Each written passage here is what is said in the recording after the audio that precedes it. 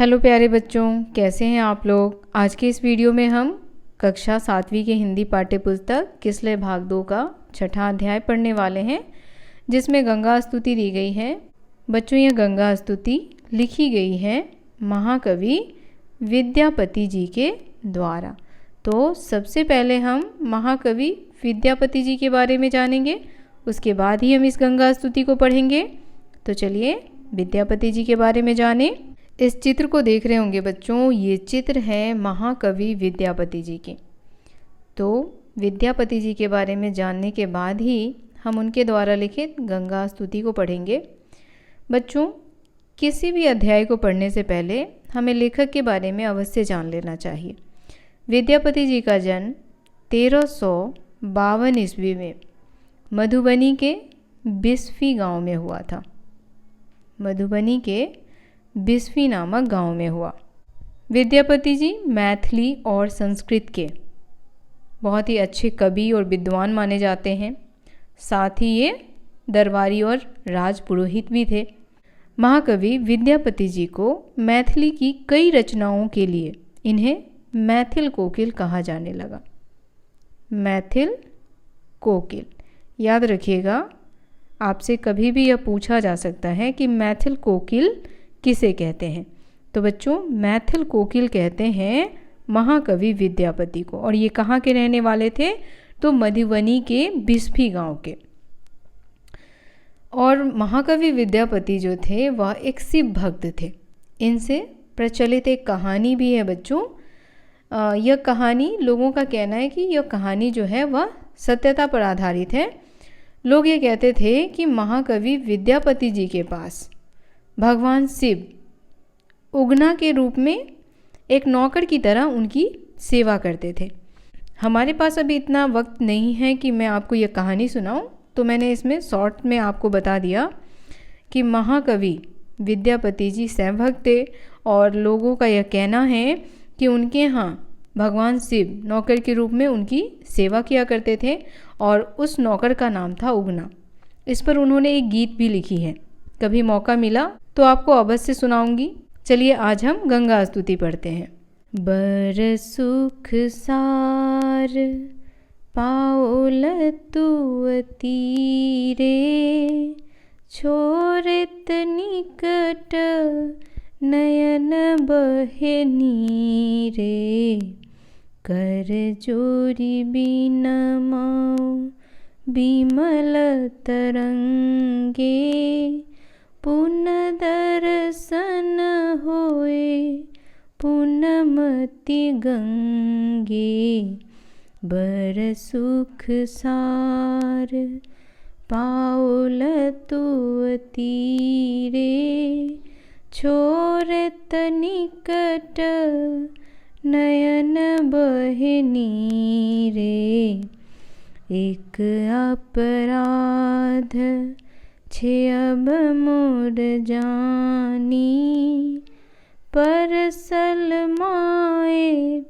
पाए तुअ पानी, एक अपराध छे मव मोर जानी, परसल माए पाए तुअ पानी, की करब जप तप जोग ध्याने, जन्म कृतार्थ एखिय स्नाने, की करब जप तप जोग ध्याने, जन्म कृतार्थ एखिय स्नाने, भनई विद्यापति समदं तोहे,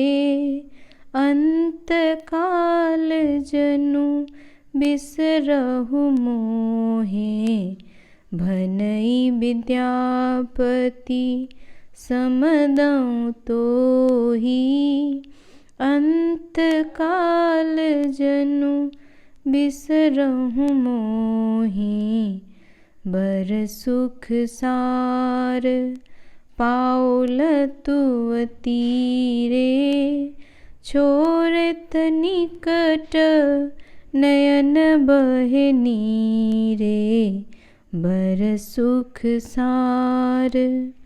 तो बच्चों ये था गंगा स्तुति।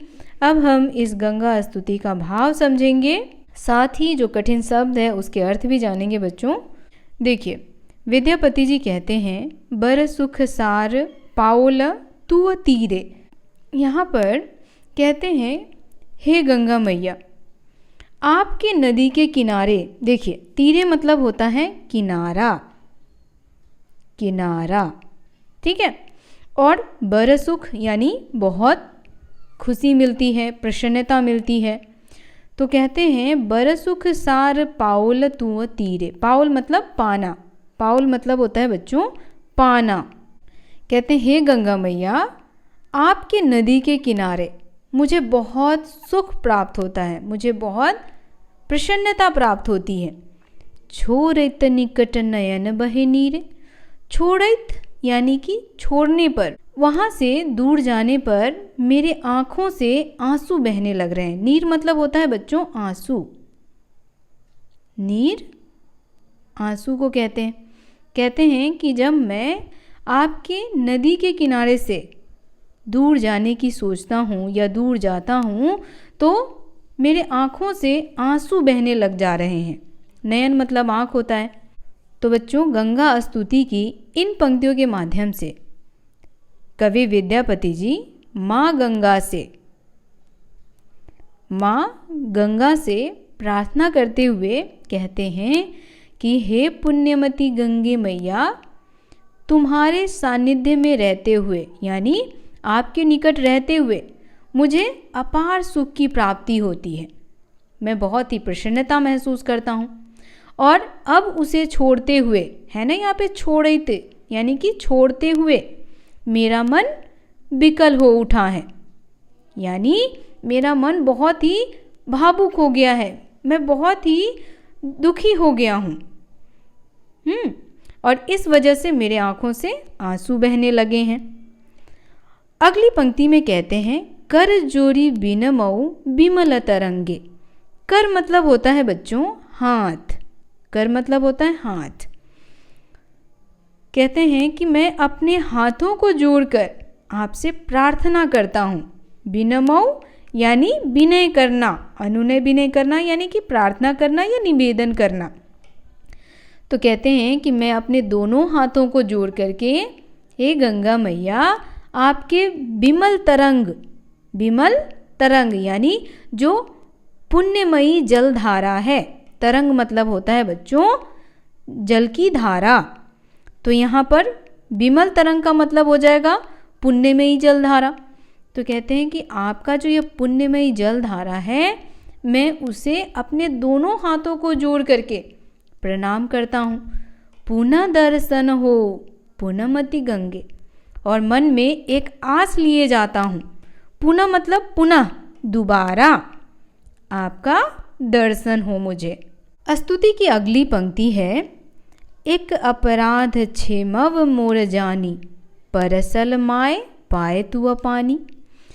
अब यहाँ देखिए बच्चों, विद्यापति जी गंगा मैया से कहते हैं कि हे गंगा मैया, मेरे एक अपराध को क्षमा कर देना। क्षेमव यानी क्षमा करना, क्षेमव शब्द का अर्थ होता है क्षमा करना। तो यहाँ पर प्रार्थना करते हुए गंगा मैया से कहते हैं, यहाँ देखिए ये इमेज देखिए, ये विद्यापति जी हैं और ये गंगा मैया की लहरें हैं। तो गंगा मैया से कहते हैं कि हे गंगा मैया, मेरे एक अपराध को आप माफ़ कर देना। क्षेमव यानी क्षमा कर देना। और कहते हैं कि आपका जो यह पानी है उसमें मैं क्या कर रखा हूँ, अपने पैर रख रखा हूँ।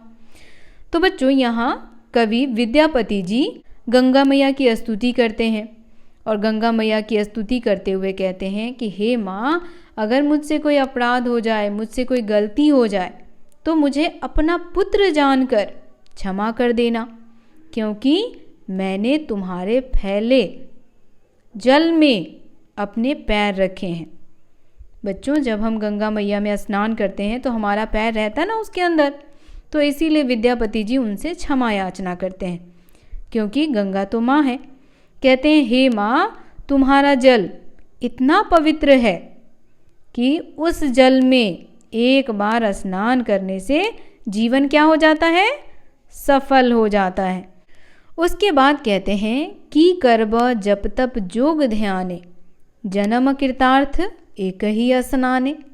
करब यानी कि करना, यहाँ पर करब शब्द का अर्थ है करना।